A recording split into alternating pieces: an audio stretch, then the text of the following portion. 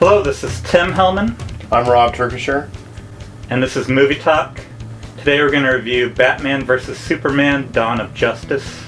It's the second film in the DC Extended Universe following 2013's Man of Steel and leading up to the Justice League films.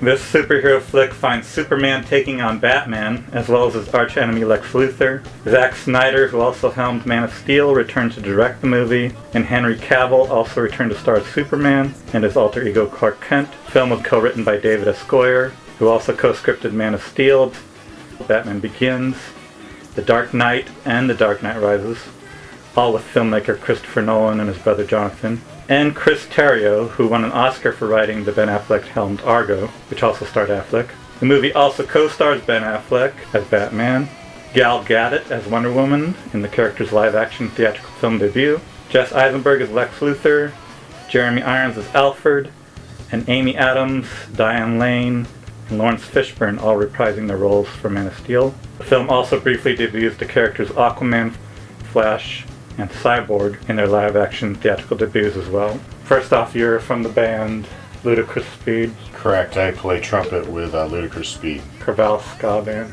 Got some gigs coming up this year, playing for the Corvallis Half Marathon, playing at Squirrels, and playing at the Red, White, and Blues Festival on the 4th of July. If you're in the Corvallis, Oregon area. What did you think of the movie?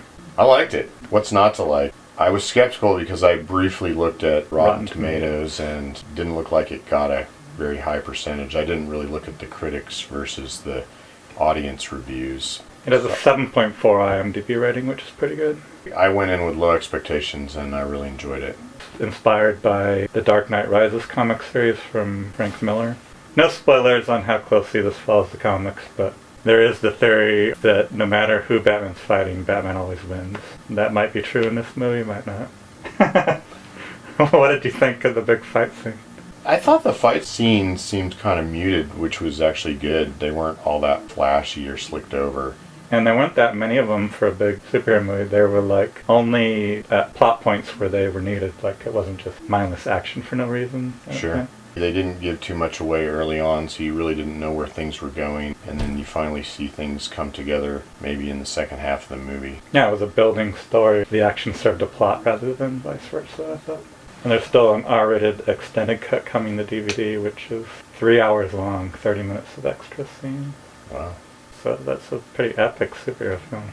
And there's Civil War coming up, which is basically Marvel's counter version to Batman vs. Superman, because it's Captain America versus Iron Man. But I thought Affleck was great as Batman. Yeah, he did a good job. And what did you think of Gal Gadot? The actress was really beautiful, and she reminded me of a Bond girl, which she auditioned to be in a Bond film and didn't make it, but now she got the next best thing, I think. Has she? Or even just as good. Has she been in any other films? She was in the Fast Furious movies. So what rating would you give this? 4 out of 5. I go 5. I really, really liked it. Well, I thought it was thoroughly entertaining. Am I going to go see it 5 times? Maybe not. If you don't like it, that's okay. People don't have to agree on everything.